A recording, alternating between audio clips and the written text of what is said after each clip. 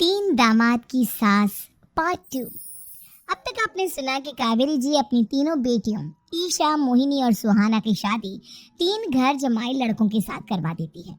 उन्हें लगता है कि ये लड़के शायद घर का कामकाज संभाल लेंगे, लेकिन उनके तीनों घर जमाई बहुत आलसी थे। वो नौकरी भी नहीं करते थे और बाहर का काम भी नहीं।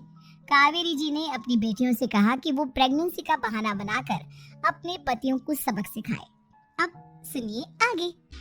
मम्मी, आपने जैसा कहा था हमने वैसा ही किया, लेकिन देखिए ना, विवेक का हाल तो वैसा का वैसा ही है। घर में ना सुबह का नाश्ता बनता है और ना खाना। नौकरी पर जाने की बात करूं तो खाने को दौड़ते हैं मुझे। हाँ मम्मी, मैंने भी सुमित को कितनी बार कहा कि अगर नौकरी नहीं करनी तो कोई छोटी सी दुकान ही खोल लो। घर का खर्चा कैसे चलेगा? देखो, दोपहर के 12 बजने आए और जनाब अभी तक सो रहे हैं। हाँ मम्मी, ईशा और सुहाना ठीक कहती हैं। अविनाश का भी यही हाल है। जब मैंने अपनी प्रेगनेंसी के बारे में कहा तो मुझसे कहने लगा, अरे दूसरी लड़कियां तो 9-9 महीने तक नौकरी करती है, बस डिलीवरी के टाइम छुट्टी लेती है। मोहिनी, तुम भी नौकरी करो। अब मुझे कहाँ नौकरी मिलेगी? मम्मी बताओ, अब मैं क्या करूँ? हे भगवान, क्या सोचकर घर जमाई दामाद लाई थी मैं कि मेरी बेटियां मेरे पास रहेंगी और खुश रहेंगी, लेकिन इन आलसी दामादों ने तो हमारी जिंदगी को भी प्रॉब्लम में डाल दिया है।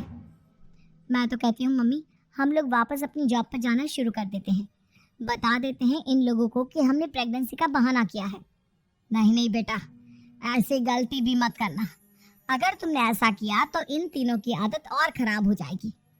अरे आज नहीं तो कल कभी तो तुम प्रेग्नेंट होगी, तब वापस यही प्रॉब्लम आएगी। तब क्या करोगी तुम तीनों? हाँ मम्मी, आपकी बात तो बिल्कुल सही है। इन लोगों को तो सुधारना ही पड़ेगा। लेकिन कैसे? अपने बच्चों के आने की खबर सुनकर भी इन लोगों पर कोई असर नहीं हो रहा। पैसे कमाने के लिए घर से बाहर निकलना ही नहीं चाहते ये तीनों। अब मेरे दिमाग में एक प्लान आया है। तुम तीनों चिंता मत करो, उन तीनों को बुलाओ, फिर मैं बात करती हूँ। थोड़ी देर बाद कावेरी जी अपने तीनों दामादों को सामने बुलाकर अपनी बात कहना शुरू करती हैं। अविनाश, सुमित और विवेक, देखो बेटा, मैं ना तुम तीनों से बड़ा प्यार करती हूँ, इसीलिए तो तुम्हें घर जमाई बना कर रखा है मैंने। अरे मम्मी जी, सीधे सीधे कहिए ना, क्या बात है? प्यार तो हम भी आपको बहुत करते हैं। अरे मम्मी जी, आपकी इज्जत भी बहुत करते हैं। अरे भाई, आपकी जैसी सास और कमाने वाली बीवी सबको मिलती है क्या? हाँ मम्मी, विवेक और सुमित ठीक कह रहे हैं। आपकी बेटी से शादी करके मेरी तो जिंदगी ही अच्छी हो गई है। जानती हूँ मैं, और ये भी जानती हूँ कि तुम तीनों अपने अपनी बीवियों से बहुत प्यार करते हो। बेटा, बात ऐसी है कि हमारे कुल गुरु ने कहा है कि प्रेग्नेंट होने के बाद मेरी तीनों बेटियां शुरू के 4 महीने हमारे गांव में जाकर रहेगी, जहां मेरे चाचा जी रहते हैं। अरे लेकिन क्यों मम्मी, गांव में जाकर रहने की क्या जरूरत है इन तीनों को? वो क्या है ना बेटा, हमारे परिवार को एक श्राप है। अगर मेरी बेटियों ने यहाँ पर बच्चा पैदा करने की कोशिश की तो उनके बच्चों को कुछ भी हो सकता है। इसलिए अब से लेकर 4 महीने पूरे होने तक इन्हें गांव वाले घर में रहना पड़ेगा। हाँ तो इसमें प्रॉब्लम क्या है मम्मी जी? हम भी वहाँ जाकर रहेंगे, पिकनिक मनाएंगे। अरे भाई बीवी जहाँ, हम भी वहाँ। हाँ यार, आइडिया तो बहुत अच्छा है। शहर की जिंदगी में रह रहकर परेशान हो चुके हैं, अब कुछ दिन गांव में बिताएंगे। तुम लोग समझने की कोशिश क्यों नहीं करते? तुम में से कोई भी वहां नहीं जा सकता, और मैं यहाँ रहूंगी ना तुम तीनों के साथ। 4 महीने की तो बात है, उसके बाद ये तीनों ही लौट कर आ जाएंगी। ठीक है मम्मी जी, अब हमारे बच्चों का सवाल है तो ये तो करना ही पड़ेगा। कावेरी अपनी तीनों बेटियों को कुछ दिन के लिए घर से बाहर कहीं दूसरे शहर में रहने के लिए भेज देती है। कुछ दिनों के बाद, अरे मम्मी जी, बहुत दिन से पिज्जा नहीं खाया, मंगवाइए ना। क्या बताऊं बेटा, पहले तो बेटियां खर्चा दे देती थी क्योंकि उनकी नौकरी थी, लेकिन अब तो मेरे पास पैसे ही नहीं बचे। थोड़े बहुत पैसे हैं जो बच्चों की डिलीवरी में काम आएंगे। लेकिन मम्मी जी, आपकी बेटियों को वापस आने में तो अभी बहुत वक्त बाकी है। वही सोच सोच कर परेशान हो रही हूँ। सोच रही हूँ कल से दूध भी बंद करवा देती हूँ। अब दूध वाले को देने के लिए पैसे भी तो नहीं है ना। अरे नहीं नहीं मम्मी जी, अगर दूध भी बंद करवा दोगी तो मुझे चाय कहाँ से मिलेगी? और चाय के बिना मैं तो मर ही जाऊंगा। क्या करूं बेटा, इसके अलावा हमारे पास कोई ऑप्शन टेंशन नहीं है, मेरे पास पैसे ही नहीं बचे।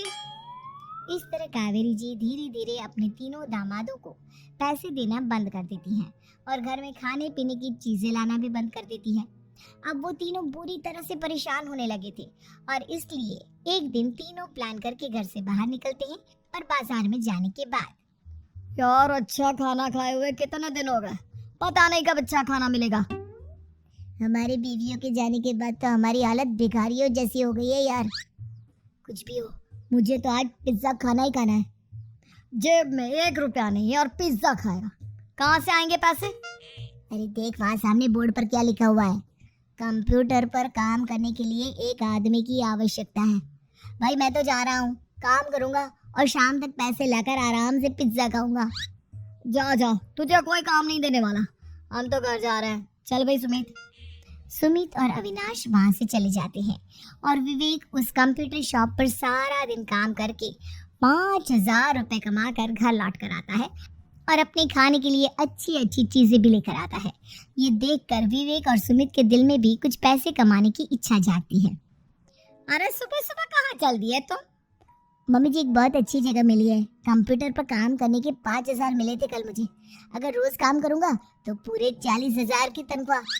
अरे वाह, ये तो बहुत अच्छी बात है दामाद जी, आपको जाना ही चाहिए। सुमित और अविनाश विवेक को इस तरह तरक्की करते देखकर परेशान हो जाते हैं और वो दोनों भी काम की तलाश में निकल पड़ते हैं। धीरे धीरे उन दोनों को भी काम मिल जाता है। अब कावेरी के तीनों दामाद छोटी मोटी नौकरी करके अच्छा पैसा कमाने लगे थे।